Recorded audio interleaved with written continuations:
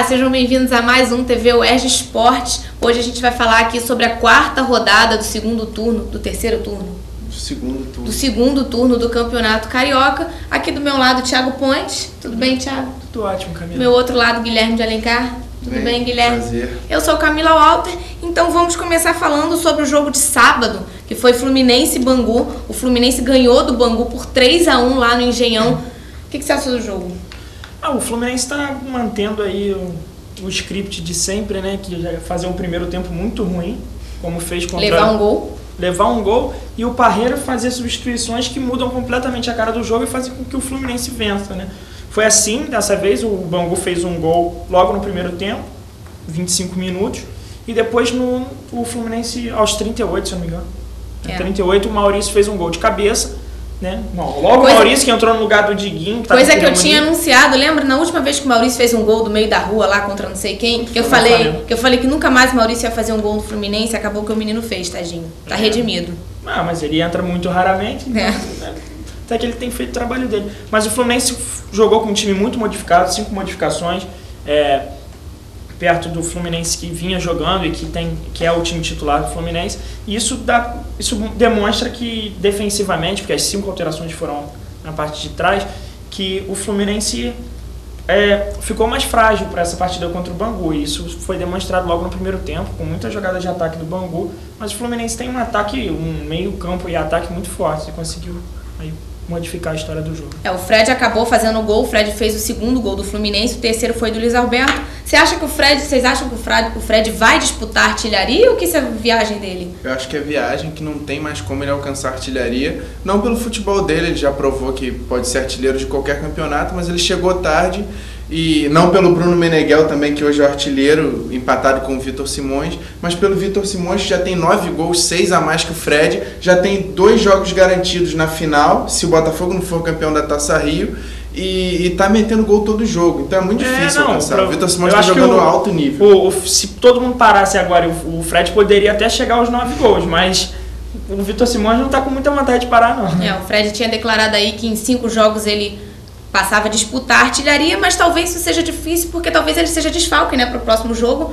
O jogo terça-feira, amanhã, o Fluminense joga contra o Friburguense e ele saiu com problemas na virilha, né? Preocupação aí para a torcida do Fluminense. Não foi curado, né? Porque ele já chegou com essa dor, teve problemas. Bom, agora vamos falar rapidinho do Botafogo. O Botafogo ganhou do Duque de Caxias de 4-0. Faltou aqui o placar. Segunda vitória seguida do Botafogo por 4-0. Ele perdeu do Vasco de 4-1, não se abalou, venceu o Cabo Friense por 4-0, Duque de Caxias por 4-0. Botafogo que ainda não demonstrou um bom futebol em clássicos.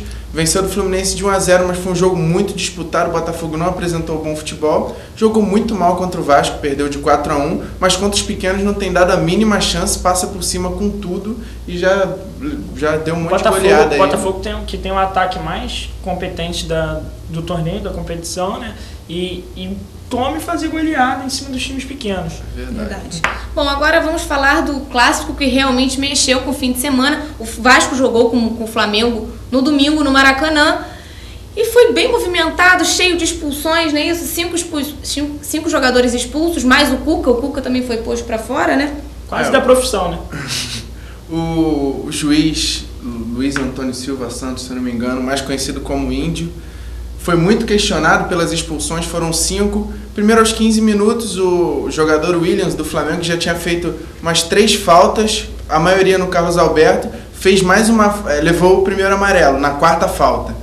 Aí depois pouco tempo depois, ele fez mais uma falta no Carlos Alberto, discutível se era para cartão amarelo ou não, mas não foi nenhum exagero dar o amarelo, levou o segundo vermelho, convenhamos, o segundo amarelo levou o vermelho. O jogador que faz 5 faltas com 16 minutos de jogo não merece jogar o jogo. Ele tem que ser expulso mesmo porque o cara entrou para fazer falta. Entrou para praticar o antijogo, o Carlos Alberto estava muito bem no jogo. Eu até concordo com você e acho até que todas as expulsões têm justificativa. Não tem nenhuma expulsão absurda. Mas eu acho que um juiz, quando chega ao ponto de expulsar 5 jogadores numa partida, é porque perdeu o controle do jogo. Não, realmente. Tem essa história de que o juiz, para controlar o jogo, tem que mostrar cartão, mas eu discordo. Eu acho que o juiz pode controlar o jogo sem mostrar um cartão vermelho. Depois, o segundo expulso foi o próprio Carlos Alberto. Na primeira jogada infantil dele, né? Na minha opinião, ele poderia até ter levado vermelho nessa jogada. Ele deu uma voadora atingiu só a bola, mas foi um lance muito perigoso. O jogador do Flamengo, por exemplo, dá um toquezinho na bola rápido, ele levanta o jogador com tudo e leva o vermelho. O segundo lance foi o mais polêmico dos cartões. Ele recebeu o impedimento, a zaga toda do Flamengo parou, o bandeirinha levantou a bandeira, o juiz apitou ou não, o Carlos Alberto seguiu o lance, o Bruno também seguiu o lance, ficou cercando o Carlos Alberto. O Carlos Alberto finalizou, o Bruno pulou, não alcançou. Ele já ia sair comemorando quando olhou para o juiz tinha apitado. Aí, a velha lei da compensação, tive certeza que o juiz ia dar o cartão para o Carlos Alberto.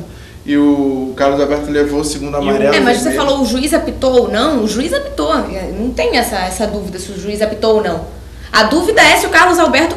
Eu acho de fato que o Carlos Alberto não ouviu. Mas dizem que no replay dá pra ver mais de perto, não é esse o vídeo que a gente tem, mas que ele olha pro bandeirinho e vê que o bandeirinho tá... Sim, mas é exatamente isso. Mas o bandeirinho, a autoridade máxima é o juiz. O bandeirinha pode levantar a bandeira, claro. Não apitar. E o Carlos Alberto, o que me prova que o Carlos Alberto realmente não ouviu o apito e achou que a jogada estava correndo, porque quando o cara tá em impedimento e ouve o apito e chuta, ele chuta de qualquer jeito. O Carlos Alberto colocou a bola no canto do goleiro. E eu acho que a prova mais convincente disso é que o Bruno disse que não ouviu e continuou na jogada. Ele disse que olhou pro bandeirinha, aí o cara já suspeita, né? Bom, tá impedido, mas ele vai fazer o quê? Ficar parado, aí o jogador do Vasco faz o gol e o juiz diz que não estava impedido, aí o Bruno ia ficar marcado. Então ele continuou no lance. Mas realmente, 70 mil torcedores gritando, a chance do cara não ouvir é grande. 70 mil, que a torcida do Flamengo não cantou muito. Mas é verdade, quer dizer, agora pra ser jogador de futebol, você não pode nem ter um problemazinho de audição que você vai levar um cartão. Eu achei meio sacanagem, agora eu acho que foi realmente pra compensar a expulsão que tinha dado no Flamengo, porque senão o cara ia sair de lá linchado. E aí depois virou o tempo, então ele viu que tinha feito besteira, com o Carlos Alberto resolveu expulsar, mas... Mas aí já as outras expulsões, a do Léo Moura foi um carrinho que apesar de lateral foi muito forte. O Léo Moura realmente... Léo Moura foi infantil nessa jogada. Foi infantil, o jogador do Vasco é muito rápido. Mas você vê que após 2 expulsões, o jogo estava completamente fora de controle. Para o Léo Moura entrar daquela forma no jogador, é porque os cartões não conseguiram de forma alguma controlar a partida. Mas o Léo Moura foi garoto, sabendo que o cara estava expulsando a torta e a direita, lançando cartão amarelo para todo mundo, ele não deveria ter feito uma jogada dessa. Aí depois ainda tiveram mais 2 expulsões do Ramon e do Tite, questionáveis, mas não tão polêmicas. Mas o fato é que o Vasco jogou melhor que o Flamengo, não jogou tão bem como vinha jogando, como jogou, por exemplo, contra o Botafogo. O próprio Dorival Júnior, sempre sensato, disse que o time não foi tão bem taticamente, tecnicamente, mas que jogou com muita garra e isso já foi suficiente para superar o time do Flamengo, que é um time morto. O time do Flamengo não tem aquele coração que o time do Flamengo é marcado. Eu já achei que o time do Flamengo fosse bom. Hoje em dia eu acho que eu começo a enxergar o time do Flamengo como algo que não funciona. Não funciona. Não funciona mesmo, nunca funcionou. Sabe? O Flamengo, com esse elenco que tem hoje, não conseguiu nada. Verdade. Não conseguiu absolutamente nada. Ganhou o Carioca no passado, beleza, mas de substancial nada.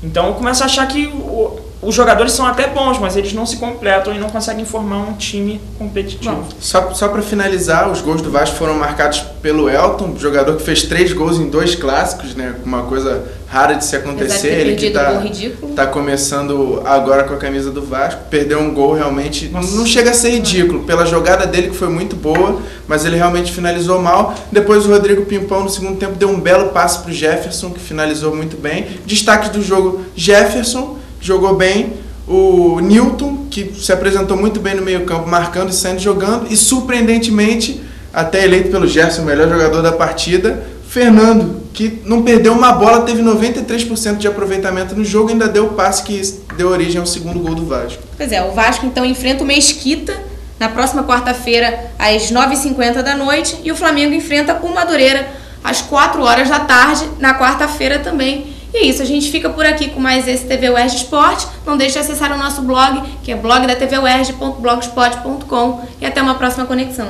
Até.